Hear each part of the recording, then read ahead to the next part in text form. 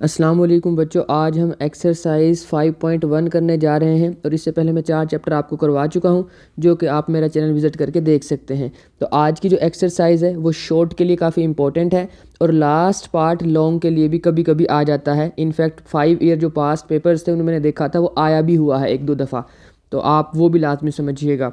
तो बच्चों, पहला क्वेश्चन है कि फैक्टराइज़ करें। फैक्टराइज़ करने में आपने सबसे पहले देखना है कि कोई चीज़ कॉमन आती है कि नहीं। वैसे तो यहाँ तो पहला क्वेश्चन ही कॉमन वाला है कि इस क्वेश्चन में हमने कॉमन लेना है, बट आप जिस भी क्वेश्चन को सोल्व करें पहले उनमें चेक करें क्या कोई चीज़ कॉमन आती है। अगर तो कोई चीज़ कॉमन आती है तो पहले उसको कॉमन लें, उसके बाद फैक्टराइज़ करें। फैक्टराइज़ करने के बहुत से तरीके हैं, 3-4 आज भी हम देखेंगे। तो इसमें करना क्या है, बेसिकली जस्ट कॉमन लेने हैं पहले क्वेश्चन में, फिर आगे आगे क्वेश्चन चेंज होते जाएंगे। तो देखें जी, कॉमन क्या आता है, ये 2 के टेबल पर डिवाइड होता है तो एक तो 2 कॉमन निकलेगा। फिर देखें सब में ए भी है तो वो भी कॉमन निकलेगा, और सब में बी भी है तो वो भी कॉमन निकलेगा। तो 2ab कॉमन निकाल लेते हैं। जब वो कॉमन आ गया तो पीछे क्या बचा, यहाँ से बचा जी c, मैंने वो लिख दिया, ये देखें। उसके बाद बचा जी x और साथ ही 2 to the 4 होता है ना, तो 2 और साथ x ये बच गया और इधर से d बच गया। बच्चों, कॉमन लेने का कॉन्सेप्ट मैं एक दफ़ा दोबारा समझा रहा हूँ। वैसे मैंने जो अलजबरा के बेसिक्स वाला चैप्टर वो लेक्चर दिया था ना, उसमें ये चीज़ बता दी थी, बट मैं एक दफ़ा दोबारा रिपीट कर रहा हूँ, आप प्लीज़ इसको गौर से सुन लें। 2abc पहली वाली टर्म, इसमें से हम कॉमन लेने जा रहे हैं 2ab। तो जिस चीज़ को कॉमन लेते हैं ना उससे डिवाइड करते हैं, तो ये और ये कैंसिल हो गया, अकेला c बच गया।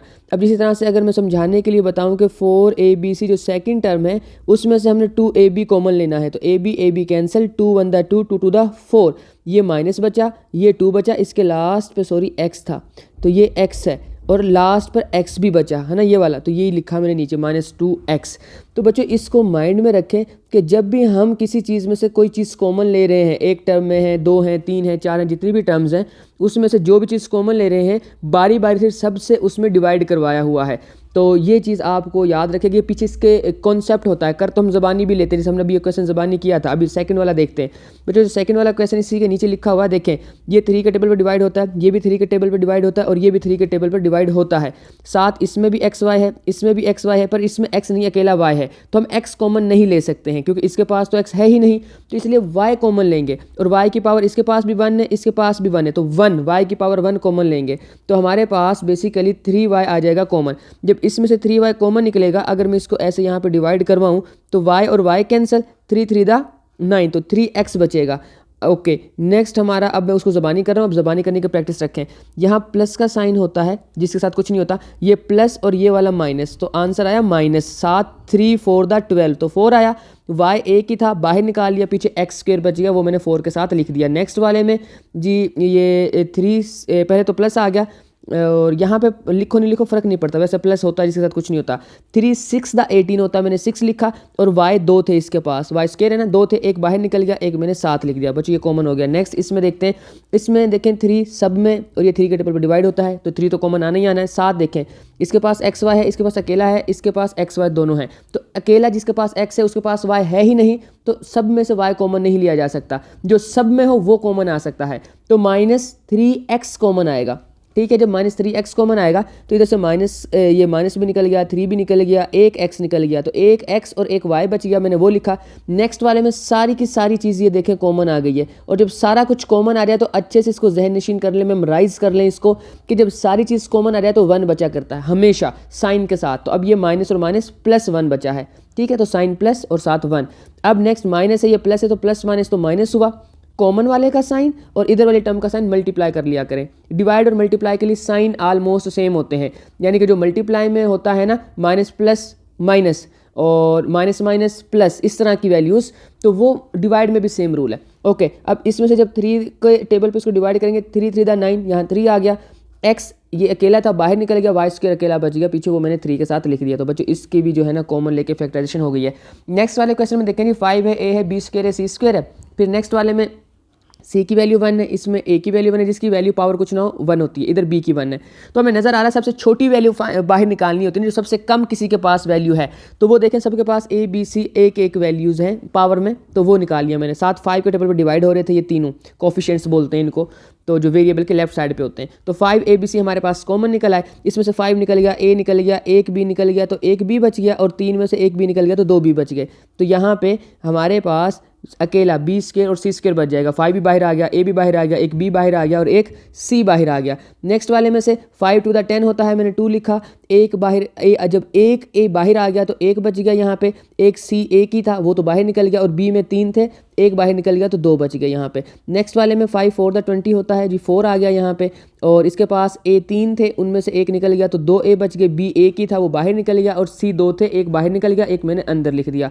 बच्चों नेक्स्ट वाले क्वेश्चन में गौर से देखें कि एक और रूल है, हमेशा याद रखें जब वैल्यूज़ दी हों आपको, आपने देखना है फैक्टराइजेशन में, ये सेकंड टाइप आ गई है बच्चों। जब यहाँ पे, अब आपने इस चीज़ को याद रख लेना है, यहाँ पे ब्रैकेट में और इधर ब्रैकेट में सेम वैल्यू हो और इसके बाहर कुछ यहाँ मल्टीप्लाई हो रहा है और इसके बाहर यहाँ कुछ मल्टीप्लाई हो रहा है, तो आपने करना क्या होता है, आपने सिंपल इसको और इसको, जो ब्रैकेट के बाहर पड़ी हुई चीज़ें हैं उनको एक दफ़ा ब्रैकेट में बंद करके लिख देना, जैसे मैंने यहाँ पे लिखा। और एक दफ़ा जो ब्रैकेट में आ रही है चीज़, यानी कि वैसे तो 2 दफ़ा आ रही है ना, ये देखें, एक इधर आ रही है और एक इधर आ रही है, पर इसको एक दफ़ा लिख लेना आपने ब्रैकेट वाली चीज़ को। ये इसकी फैक्टराइजेशन हो गई है बच्चों, गौर से सुने, मैं दोबारा रिपीट करता हूँ। एक दफ़ा जो ब्रैकेट के बाहर चीज़ें पड़ी हैं उनको ब्रैकेट में बंद करके लिख दो और एक दफ़ा जो ब्रैकेट के अंदर चीज़ लिखी हुई है उसको लिख दो। ये सिंपल सा रूल है, यहाँ पे मैंने लिखा। अब हमें नज़र आ रहा है कि इसमें से फर्दर कोई चीज़ कॉमन आती है, तो इसमें से एक्स स्क्वायर वाई कॉमन आता था, वो मैंने निकाल लिया, तो 3 ऐसे रहा। इधर एक्स 3 थे, 2 निकले तो एक पीछे बच गया।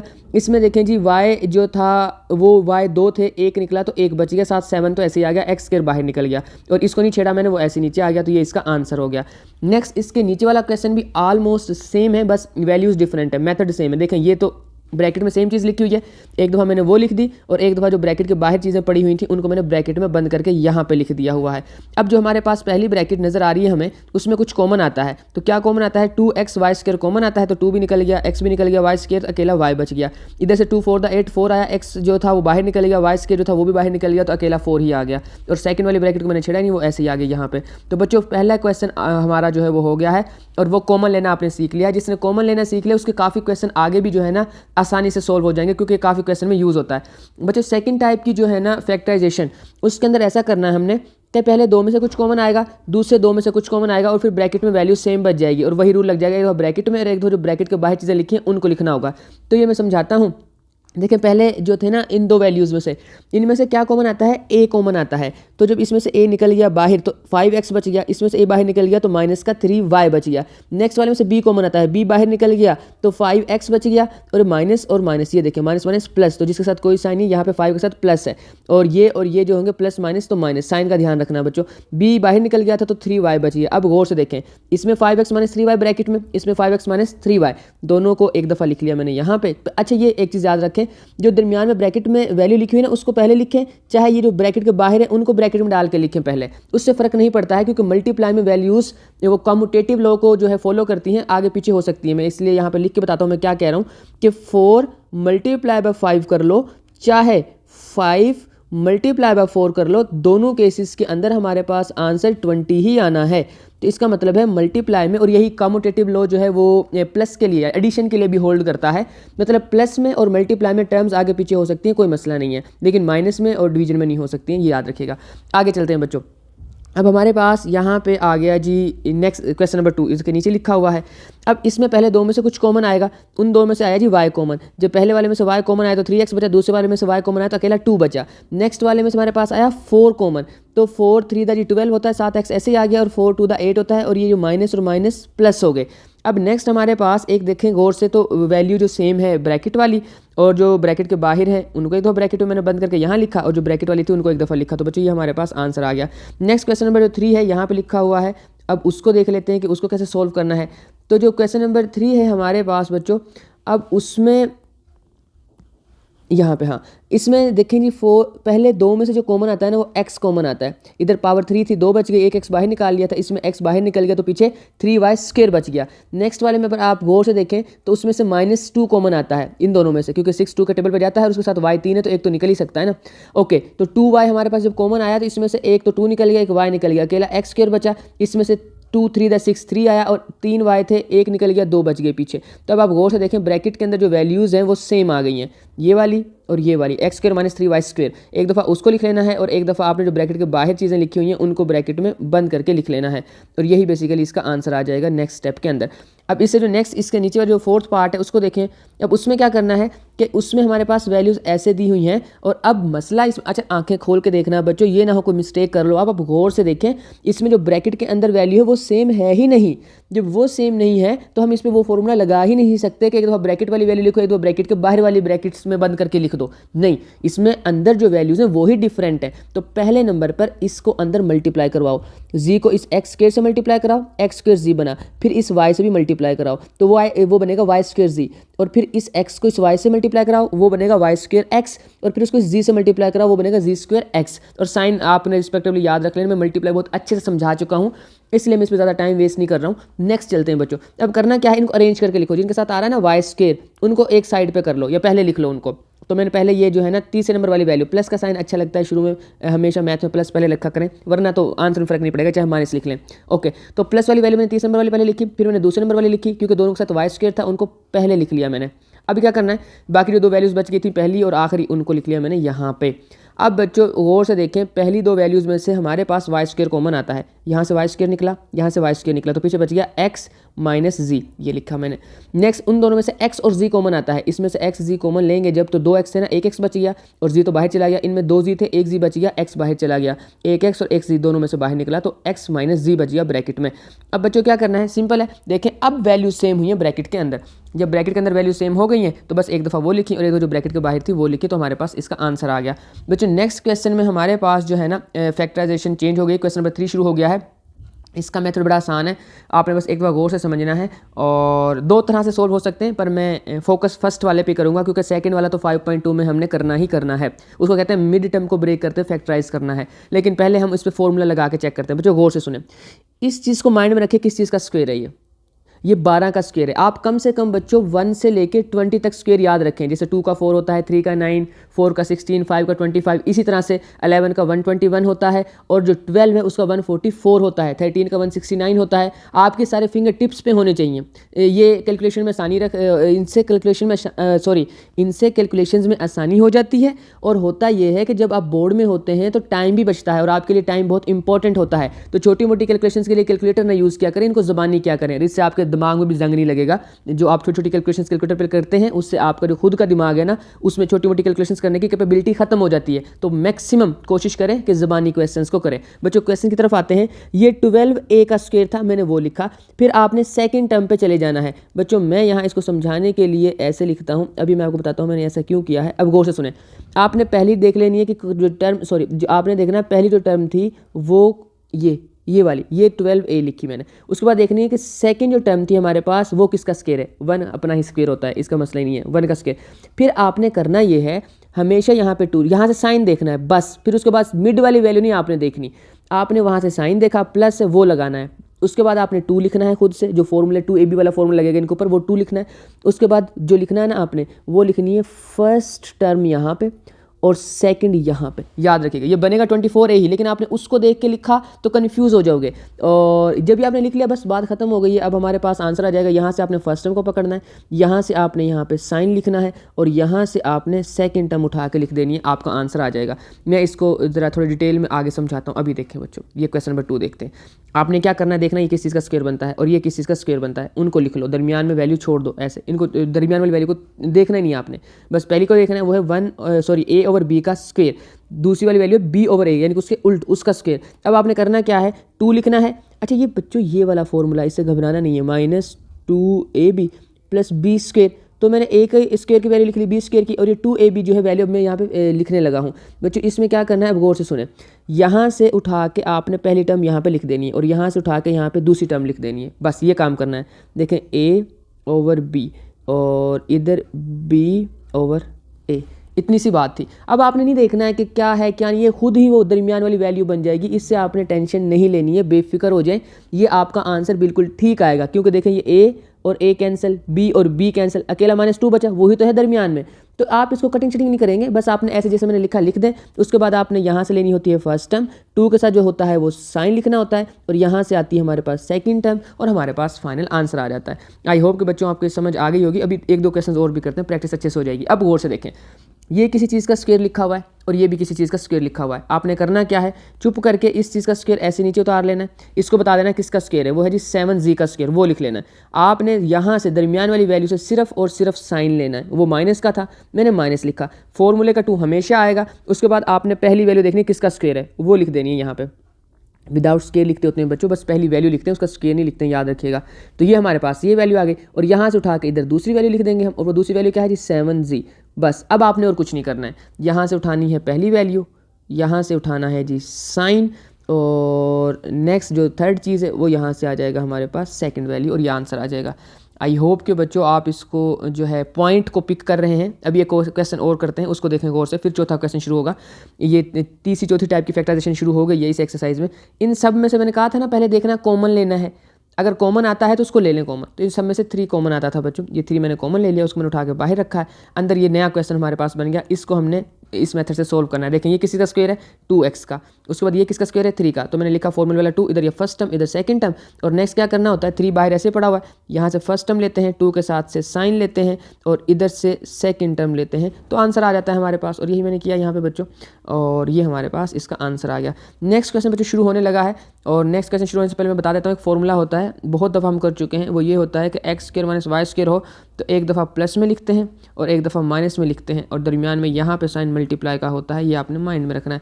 तो ये फॉर्मूला यूज़ होना है जी यहाँ पे। और अब करते हैं क्वेश्चंस को। अब पहला क्वेश्चन जो है ना हमारे पास, उसमें 3 कॉमन आता है, मैंने बताया था बच्चों कॉमन लेना सही से सीख लीजिएगा। यहाँ पे कॉमन लेना, 3 कॉमन आया, पीछे बच गया x square minus 25y square. तो आपने देखना पहली टर्म किसका स्क्वायर है x का, दूसरी टर्म किसका स्क्वायर है 5y का। तो देखें पहली टर्म का स्क्वायर दरमियान में हमेशा माइनस का साइन होना चाहिए, और फिर दूसरी टर्म का स्क्वायर हो तो एक दफ़ा उनको प्लस में लिख दो, एक दफ़ा माइनस में लिख दो, ब्रैकेट में बंद करके। तो x plus 5y x minus 5y, ये इसका आंसर आ गया। अब नेक्स्ट देखते हैं इसमें क्या करना है, इसमें पहले मल्टीप्लाई कर लेते हैं, ब्रैकेट में वैल्यू सेम नहीं है वरना तो फॉर्मूला लग जाता, मतलब फैक्टराइजेशन का मेथड कि एक दफ़ा ब्रैकेट लिख दो, एक दफ़ा ब्रैकेट बाहर वाले को ब्रैकेट में बंद करके लिख दो, बट ये यहाँ पे यूज़ नहीं होगा। तो आपने इसको मल्टीप्लाई किया x स्क्वायर बना, इस फिर x को 1 से मल्टीप्लाई किया तो माइनस x बना, नेक्स्ट वाले में जब y को मल्टीप्लाई किया y से तो माइनस का y स्क्वायर बना, और फिर प्लस का y बना। अब हमने इनको ऐसे लिख लिया, इन दोनों को पास पास लिख लिया, इन पर फॉर्मूला लग जाएगा। ये देखें अब पहली टर्म लिखी हुई है और दूसरी टर्म लिखी हुई, दोनों का स्क्वायर है, दरमियान में माइनस है, एक दफ़ा प्लस में लिख लो, एक दफ़ा माइनस में लिख लो, ब्रैकेट के अंदर बंद कर दो, और ये इन दोनों में से -1 कॉमन ले लो। बहुत इंपॉर्टेंट शॉर्ट क्वेश्चन है बच्चों, दोनों में से -1 जब कॉमन लेंगे तो जब माइनस कॉमन आता है तो साइन के साथ मल्टीप्लाई होता है। ये देखें ये माइनस और माइनस क्या हो गए, x के साथ प्लस हो गया, पर y के साथ प्लस माइनस माइनस होना है, याद रखिएगा ये, तो y के साथ माइनस आ गया। अब बच्चों में नज़र आ रहा है कि यहाँ पर भी x माइनस वाई है और यहाँ पर भी x माइनस वाई है, दोनों में से x माइनस वाई कॉमन ले लें। जब x माइनस वाई कॉमन लेंगे तो यहाँ से तो x प्लस वाई बच गया और इधर से -1 बच गया, वो लिख देंगे। तो ये क्वेश्चन भी सोल्व हो गया। अभी नेक्स्ट क्वेश्चन देखते हैं, उस पर भी जो है ये सेम फॉर्मूला लगेगा, बट पहले कुछ कॉमन आएगा बच्चों। इन दोनों में से जो कॉमन आता है ना वो 2a है, 2a को जब हम कॉमन लेंगे उसके बाद यहाँ पे ये चीज़ बच जाएगी और यहाँ पे ये बच जाएगा। अब हमने चेक करना है किस चीज़ के स्क्वेयर्स हैं। अच्छा बच्चों मैं अभी आपको एक चीज़ और बता देता हूँ उससे पहले, ताकि आप कंफ्यूज ही ना हो जाएं। आप इस चीज़ में देखें a plus B whole square, जो अभी फैक्टराइजेशन करके आए थे हम, a square plus 2ab plus B square. तो अभी एक फॉर्मूला मैंने और करवाया है, X square minus Y square is equal to है एक्स प्लस वाई ब्रैकेट में और फिर एक्स माइनस वाई ब्रैकेट में। बच्चों एक चीज़ गौर से और ध्यान से समझ लें, दोनों फैक्टराइजेशन में कौन सा फॉर्मूला लगेगा उसका मेथड मैं बता रहा हूँ आपको। अगर तो 3 वैल्यूज़ दी हुई हैं तो a प्लस बी होल के स्क्वायर वाला फॉर्मूला लगेगा, और अगर 2 वैल्यूज़ दी हुई हैं तो प्लस माइनस वाला फॉर्मूला लगेगा। बच्चों इसको माइंड में रख लें अच्छे से कि अगर तो 3 वैल्यूज़ हैं, ऊपर हम क्वेश्चन करके आ चुके हैं, तो हमारे पास a plus B whole square, a minus B whole square, x plus Y whole square, कुछ भी, पर इस फॉर्म का फॉर्मूला लगेगा होल स्क्वायर वाला। और अगर 2 वैल्यूज़ हैं प्लस माइनस में लिखने वाला मेथड लगेगा उनके ऊपर। ये याद रखिएगा बच्चों, ये मैंने मेथड का डिफरेंशिएट करना सिखा दिया है ताकि आप कंफ्यूज ही ना हो जाए कि किस पे कौन सा फॉर्मूला लगेगा। अब बच्चों इसमें से कॉमन आया था, ये 8m का स्क्वायर बनता है, ये 11n का स्क्वायर बनता है। एक दफ़ा दोनों को प्लस में लिख दें, एक दफ़ा दोनों को माइनस में लिख दें, ब्रैकेट में बंद कर दें, आंसर आ जाएगा। जो राइट साइड पे क्वेश्चन है उसमें 3x कॉमन आता है, जब 3x कॉमन आता है तो इधर 1 बचता है, इधर 81x स्क्वायर बचता है। अब 1 अपना स्क्वायर होता है 1, उसको हम फॉर्मूला बनाने के लिए उसका स्क्वायर लिख सकते हैं, क्यूब भी लिख सकते हैं, पावर 4 भी लिख सकते हैं, 1 का मसला नहीं होता है। और ये जो है 81 ये 9 का स्क्वायर है। मैंने बताया था कि स्क्वायर्स याद कर लें बच्चे, कम से कम 20 तक तो याद करें ना। ओके, अब ये दोनों वैल्यूज़ हैं, दोनों का स्क्वायर है अलग अलग, और दरमियान में साइन क्या है जी माइनस का, बस ठीक है। एक दफ़ा प्लस में लिखो, एक दफ़ा माइनस में लिखो, आंसर आ जाना है। ये देखें, एक दफ़ा प्लस में लिखो, एक दफ़ा अच्छा, यहाँ पर मैं पहले बता चुका हूँ, चाहे माइनस वाला पहले लिख लो चाहे प्लस वाला पहले लिख लो, दोनों केसेज में आंसर सही है, क्योंकि मल्टीप्लाई में दाएं बाएं चीज़ें हो सकती हैं, टर्म्स आगे पीछे हो सकती हैं। बच्चों 5वां क्वेश्चन, इसको मैंने देखा था, शॉर्ट तो ये आ ही सकता है, बट हैरानकुन बात ये है कि ये एक पास्ट पेपर में लॉन्ग क्वेश्चन में आया हुआ है, तो आई थिंक इंपॉर्टेंट होगा, तो आप इसको जो है कर लें। मेरे अकॉर्डिंग इसमें और बहुत इंपॉर्टेंट लॉन्ग क्वेश्चंस हैं, तो इसकी जगह बनती नहीं है, पर एग्जामिनर बना लेता है, तो आप इसको कर लें प्लीज़। देखिए बच्चों, सबसे इसमें 2 फॉर्मूले लगेंगे और वही 2 फॉर्मूले जो हम पहले कर चुके हैं, अब दोबारा से हमारे यहाँ पे क्वेश्चन रिवाइज हो जाएंगे। गौर से सुनिएगा, इन तीनों में से माइनस कॉमन ले लें आप। आपने जब इसमें से माइनस कॉमन लिया है तो सबके साइन चेंज हो गए, तीनों प्लस के हो गए। शुरू वाला एक्स स्क्वायर ऐसे रखें। अब आपने देखना ये है कि हमारे पास कि ये जो है ना, मैं पहले पूरा क्वेश्चन समझाता हूँ, फिर आपको पहचान सिखाता हूँ कि कैसे पहचानना है। तो देखें, इसके ऊपर फॉर्मूला लग गया, ये 3 वैल्यूज़ वाला, यानी कि फर्स्ट टर्म का स्क्वायर ये है, सेकंड इस चीज़ का स्क्वायर है, तो 2 into first term and second term. अब यहाँ से क्या आना है जी y, यहाँ से क्या आना है जी यहाँ पे साइन, और यहाँ से क्या आना है सेकंड टर्म, वो लिखी और होल का स्क्वायर डाल दिया। बच्चों ये लिख दिया मैंने। अच्छा, जब ये जो हमारे पास क्वेश्चन हो जाएगा तो नेक्स्ट क्या करना होता है, हमने करना होता है, देखना ये एक चीज़ का स्क्वायर लिखा हुआ है, दूसरी का स्क्वायर लिखा हुआ है, दरमियान में साइन माइनस का लिखा हुआ है, बस एक दफ़ा प्लस में लिखो, एक दफ़ा माइनस में लिखो। तो मैंने लिखा यहाँ पे x + y + 3, और जब माइनस में लिखेंगे तो दोनों के साइन चेंज हो जाएंगे, तो x - y - 3। बच्चों ये आंसर आ गया। बट आपने अब इस वाले क्वेश्चन पे आ जाते हैं, इसमें भी इनमें से सब में से माइनस कॉमन आएगा और फॉर्मूला लगेगा। बट आपने ये कैसे पहचानना है कि किन 3 वैल्यूज़ के ऊपर a + b होल स्क्वायर वाला या a - b होल स्क्वायर वाला फॉर्मूला लगेगा। तो उसके लिए आपने अब पहचान गौर से सुननी है। मैं 3-4 क्वेश्चन एक साथ लिख के यहाँ पे ये पहले इन 2 में से समझाता हूँ, फिर आगे भी चलते हैं बच्चों। इसमें आपने गौर से देखना था कि वो कौन सी वैल्यू है। एक तो ये स्क्वायर होता है, इसमें 3 चीज़ें स्क्वायर में होंगी, याद रखिएगा। और ये जो तीसरी वैल्यू, उसके साथ देखें कौन सा वेरिएबल लगा हुआ है, तो बस उसी के साथ उसने फॉर्मूला बनाना है। y लगा हुआ है तो इसने इस y के साथ मिलकर फॉर्मूला बनाना है, और साथ हमारे पास ये 9 आ जाएगा। अगर इसके साथ x होता, अगर इसके साथ एक्स वाई होता ऐसे, तो फिर इन x और y वाली वैल्यूज़ का फॉर्मूला बनना था। मैं अभी और दोबारा रिपीट करता हूँ, इधर आ जाए ये समझाने के लिए। बच्चों इन तीनों पे लगेगा a b वाला होल स्क्वायर वाला फॉर्मूला। क्यों? क्योंकि इसके साथ x नहीं है। अगर यहाँ पे ax होता तो पहली 3 के ऊपर फॉर्मूला लग जाना था। ठीक है, अभी मैं नेक्स्ट क्वेश्चन में भी समझाता हूँ, थोड़ा आप इसको देख लें ताकि आपको समझ आ जाए। अब बच्चों गौर से सुने, इसमें ये 2x का स्क्वायर है, ये y का स्क्वायर है, ये 1 खुद का स्क्वायर है, 3 स्क्वायर पूरे हो गए। चौथी टर्म को देखना है आपने। अब चौथी टर्म के साथ बच्चों गौर से देखें कि इधर क्या लिखा हुआ है, -2y, तो मतलब y के साथ फॉर्मूला लगेगा ना, x तो नहीं है उसके साथ, तो इस वजह से इन तीनों के ऊपर फॉर्मूला लगेगा जो आखिरी 3 है। तो ये तो हो गया इस फॉर्मूला लगाने का कॉन्सेप्ट। अब इस क्वेश्चन पे आते हैं, जब इन तीनों पे माइनस लेके फॉर्मूला लगा तो वो उसका बन जाएगा, ये वाली वैल्यू बन जाएगी a - 1 होल स्क्वायर। तो उसको इसके साथ एक दफ़ा प्लस में लिखेंगे और एक दफ़ा माइनस में लिखेंगे। साइन का ध्यान रखिएगा, मैंने इसलिए एक स्टेप एक्स्ट्रा किया है यहाँ पे, यहाँ से छोड़ लिया वो स्टेप। इधर आपको पता है कि ये वाला स्टेप आना है। ठीक है, तो अब हम चलते हैं आगे बच्चों। इसमें क्या करना है कि ये x फर्स्ट टर्म है, फिर मैंने प्लस का साइन डाला, ये पूरी टर्म लिखी, तो इसका साइन चेंज नहीं हुआ, ये ऐसे ही आ गया नीचे, यानी कि x + a - 1। लेकिन नेक्स्ट वाले वैल्यू में बाहर माइनस का साइन है, इस टर्म को मैंने नीचे अंदर ऐसे ही लिखा। अगले स्टेप में सारे साइन चेंज हो गए जो ब्रैकेट के अंदर थे, तो माइनस का ये बनेगा प्लस का 1 हो जाएगा, क्योंकि ये जो माइनस है इस माइनस के साथ मल्टीप्लाई होकर इस वाले माइनस के साथ मल्टीप्लाई होकर प्लस बना देगी। तो बच्चों ये क्वेश्चन हो गया हमारे पास। नेक्स्ट वाला देखते हैं क्वेश्चन।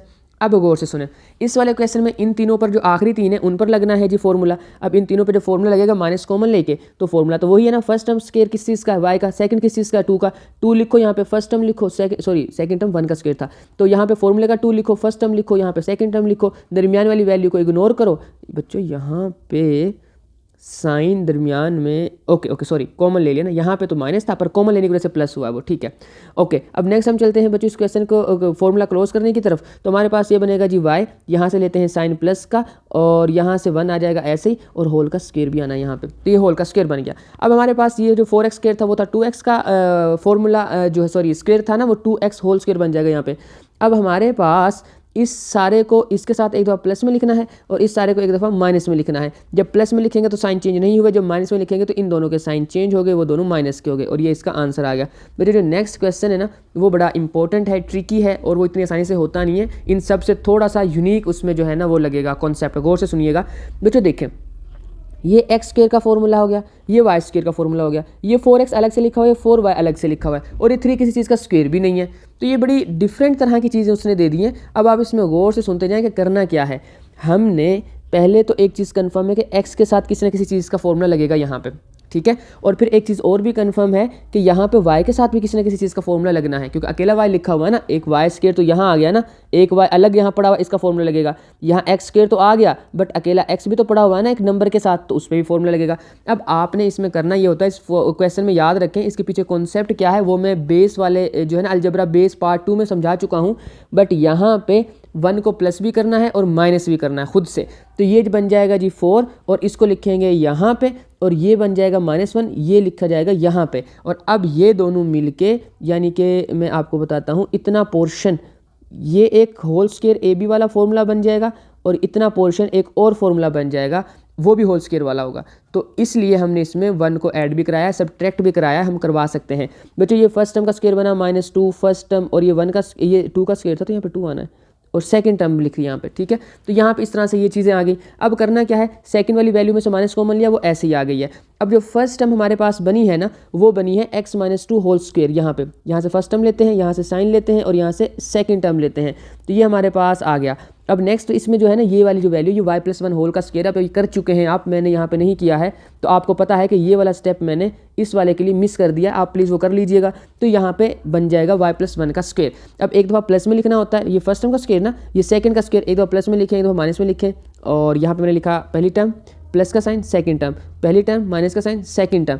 अब साइन चेंज हो जाएंगे। अब आपने गौर से देखना है कैसे साइन चेंज हो गया, क्योंकि इंपॉर्टेंट है ये।